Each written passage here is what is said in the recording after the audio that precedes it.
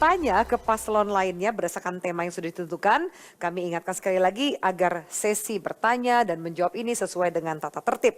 Kesempatan awal kami berikan kepada pasangan calon nomor urut 1 untuk bertanya kepada pasangan calon nomor urut 2. Waktu bertanya Anda 30 detik, silakan.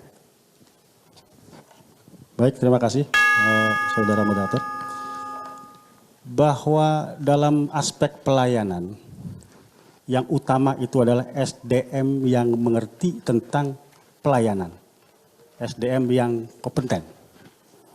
Nah, bagaimana paslon nomor urut 2 menyikapi tentang persoalan nepotisme penempatan unsur birokrasi yang ada di Kota Cilegon? Terima kasih. Silakan dijawab.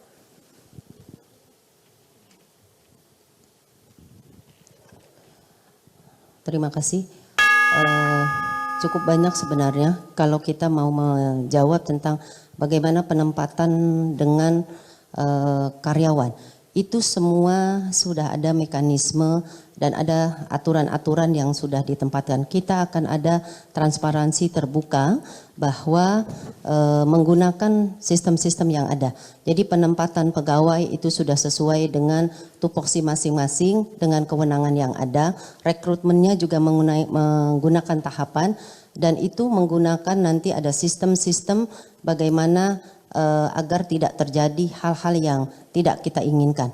Karena sistem penerimaan pegawai negeri sipil sekarang ini pun sudah menggunakan computerized. Jadi mereka yang masuk tidak ada terkait dengan famili dan lain sebagainya karena dia akan melihat langsung kalau dia diterima atau tidak. Sehingga penempatannya itu juga langsung dari mulai pada pendaftaran.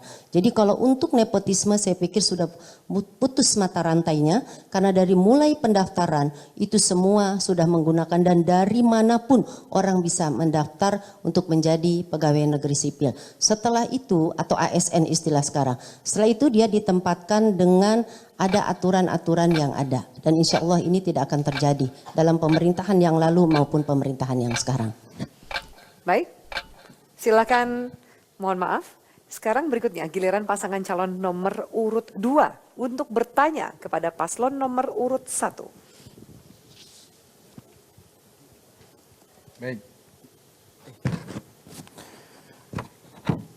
Undang-Undang Nomor 28 Tahun 99 tentang Good Governance dan juga dilengkapi dengan Perpres Nomor 81 2010 tentang reformasi birokrasi. Apa langkah dari 01 dalam reformasi birokrasi ini, dalam area mana yang akan dilakukan terlebih dahulu dalam 1 tahun pertama jika Allah mentakdirkan saudara sebagai wali kota Cilegon? Baik, silakan langsung dijawab. Baik, terkait dengan reformasi birokrasi yang kami ingin sampaikan adalah membangun tata kelola pemerintahan yang baik dan bersih. Di antaranya adalah penempatan SDM yang kompeten dalam bidangnya. Itu yang pertama. Nah, kemudian terkait dengan pemberantasan terkait dengan korupsi, ya, undang-undang korupsi. Dalam setiap proses perencanaan, pelaksanaan hingga hasil akhir pembangunan ke depan harus melibatkan stakeholder. Ada Kamar Dagang dan Industri, ada kepolisian, ada kejaksaan, ada TNI Polri, ada perguruan tinggi, dilibatkan dalam setiap proses perencanaan, pelaksanaan, dan hasil akhir dari proses pembangunan di daerah. Saya kira itulah yang kemudian disebut dengan Cilegon milik kita semua. Baik, terima kasih. Masih ada waktu, ingin ditambahkan?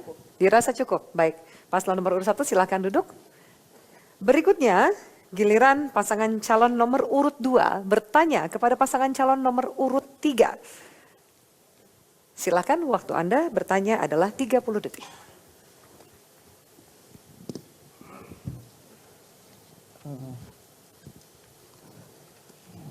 Terima kasih. Yang ingin saya tanyakan bagaimana proses pendidikan yang sekarang ini menjadi program unggulan dari paslon nomor 3, bagaimana meningkatkan kualitas dari sisi anggaran termasuk sarana dan lain sebagainya, termasuk bagaimana penempatan sekolah-sekolah untuk bisa berkualitas secara baik. Terima kasih. Itu saja. Baik, silakan langsung dijawab.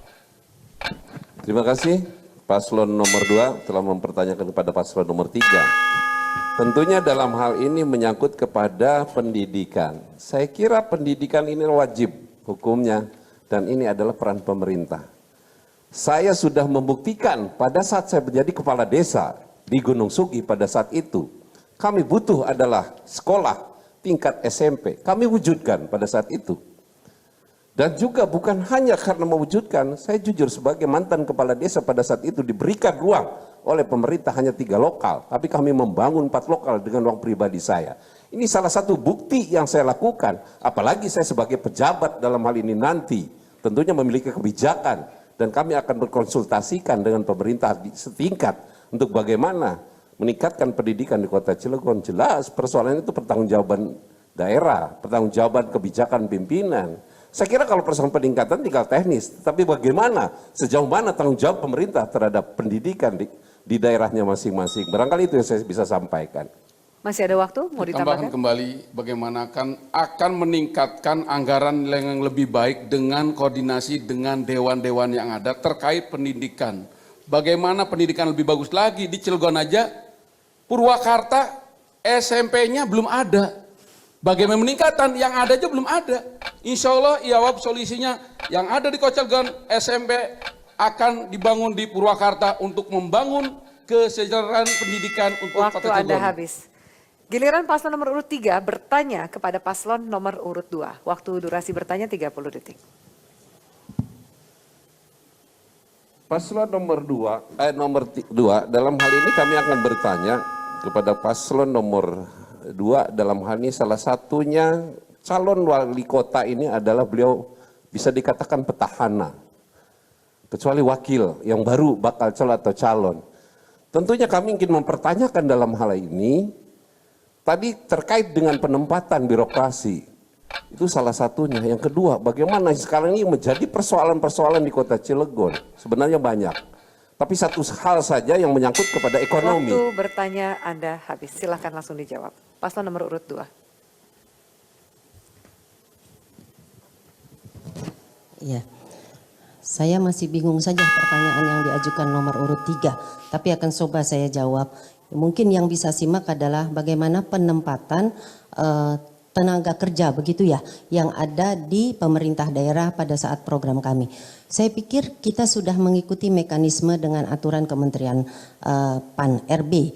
Di sana ada aturan-aturan yang menempatkan bagaimana pegawai, tentunya ada kriteria-kriteria. Nah, pada saat nanti penempatan itu sudah dilakukan melalui tes ASN, kita akan melakukan pemantauan tersebut dengan melibatkan aplikasi dan juga bekerja sama dengan instansi-instansi terkait yang memang nanti akan berhubungan dengan peningkatan kinerja. Sehingga apabila ASN itu ditempatkan pada tempat-tempat tertentu, mereka telah mampu melaksanakan sesuai dengan disiplin ilmu yang ada. Di samping dengan penambahan pendidikan dan latihan dengan jenjang karir yang ada tentunya, yaitu ada dinas terkait yang memenuhi itu adalah Badan Kepegawaian Daerah. Saya pikir itu. Tambahan Pak Wakil. Dirasa cukup? Baik, silakan paslon nomor urut 2 untuk duduk dan giliran berikutnya.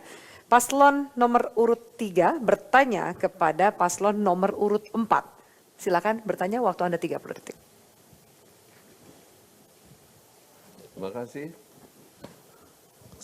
Paslon urut 3 ingin bertanya kepada paslon urutan 4. Pertanyaannya mudah sebenarnya Pak Heldi, kasihan sendirian beliau.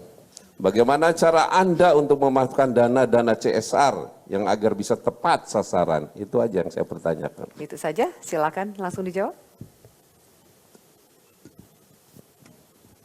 Ya, terima kasih Paslon 3. Dana CSR ini khususnya untuk bantuan pelatihan juga bisa kita gunakan. Karena program kami ke depan kita akan membina UMKM, pelatihan dengan 25.000 lapangan kerja itu juga kita gunakan dari dana CSR. Termasuk 5.000 program beasiswa juga kita masukkan dari dana CSR. Jadi dana CSR ke depan bukan untuk tentunya hal yang lain, tapi kita kembalikan lagi kepada masyarakat Kota Cilegon agar masyarakat Kota Cilegon ke depan dapat mampu punya skill yang tinggi, bisa bekerja, kemudian juga bisa memiliki pendidikan sampai ada harapan mereka sampai dengan sarjana. Nah, kita akan maksimalkan dana CSR itu untuk kepentingan masyarakat Kota Cilegon, kita kembalikan lagi sehingga harapan kesejahteraan masyarakat Kota Cilegon itu dapat terwujud jika Heldy Sanuji memimpin Kota Cilegon. Terima kasih. Dirasa cukup? Baik, silakan sekarang giliran paslon nomor urut 4 bertanya kepada paslon nomor urut 3. Harap tenang. Bagaimana kondisi kemiskinan Gini rasio? Mohon dijelaskan kaitannya dengan mewujudkan kesejahteraan masyarakat Kota Cilegon. Terima kasih.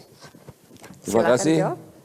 Paslon nomor urut 4, kami akan menjawab tentunya kembali lagi itu adalah persoalan tanggung jawab pemerintah untuk bagaimana meningkatkan kesejahteraan yang terkait dengan kemiskinan.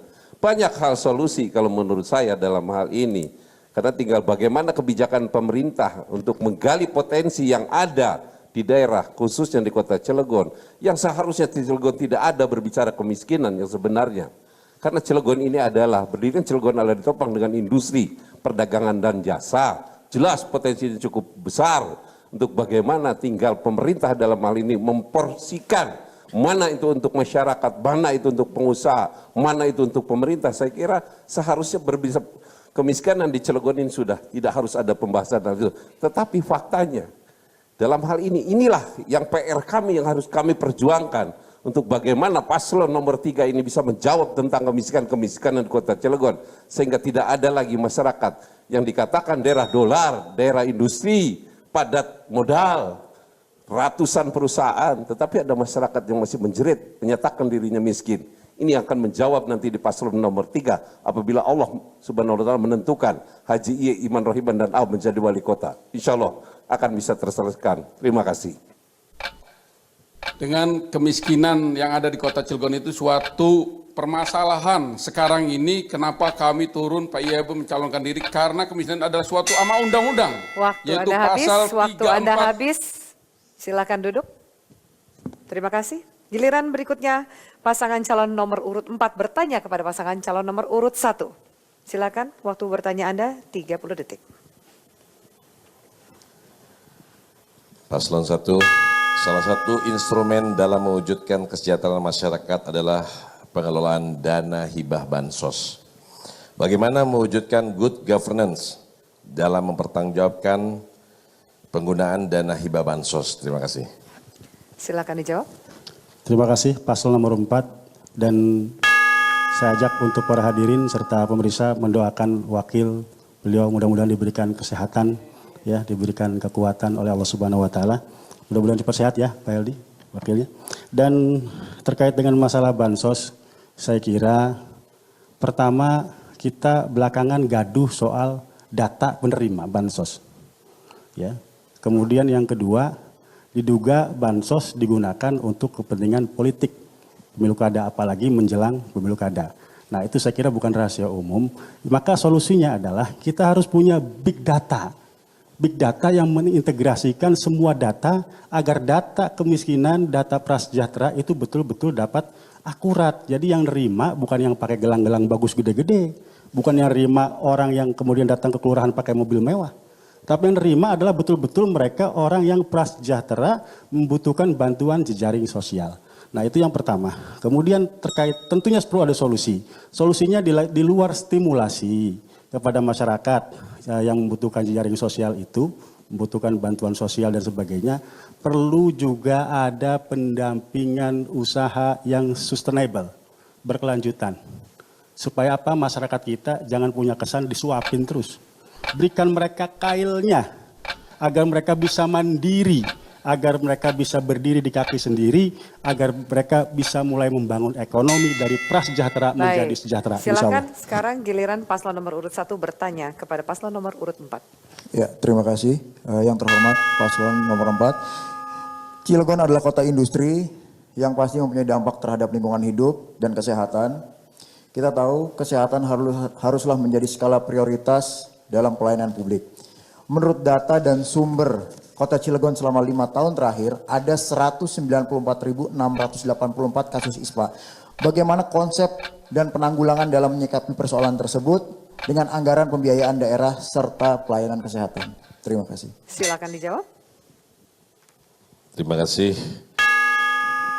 Pertanyaannya adalah, jawabannya adalah konteks saat ini memang betul dirasakan oleh masyarakat, terutama di lingkungan di mana dekat dengan pabrik. Maka solusinya adalah, poin pertama memang kita melihat bahwa tingkat kesejahteraan itu salah satunya adalah kesehatan. Maka industri yang terkait di situ duduk bareng, kita bicara bareng dengan pemerintah dan masyarakat agar supaya solusi ini bisa selesai. Jangan ini semuanya diserahkan akhirnya industri yang berbuat, industri yang mengeluarkan asapnya, terus kemudian pemerintah yang disalahkan dan masyarakat di situ adalah sebagai objek bukan sebagai subjeknya. Kerja sulit, ya kan? Jadi konteks pertama itu. Konteks yang kedua tentunya selaku pemerintah harus memiliki pelayanan dasar kesehatan di setiap puskesmas sudah ada untuk melakukan sosialisasi kepada masyarakat dan masyarakat jangan sampai sakit dulu baru ke puskesmas. Harusnya masyarakat itu didatangi ada keluhan atau tidak dan yang lainnya ini sebagai rutinitas ke depan. Sehingga ke depan masyarakat Kota Cilegon itu tidak atau sebelum sakit mereka sudah tahu terlebih dahulu. Terima kasih. Baik, kita beri aplaus untuk para paslon, hadirin sekalian. Putaran ini akan kita lanjutkan di segmen berikutnya.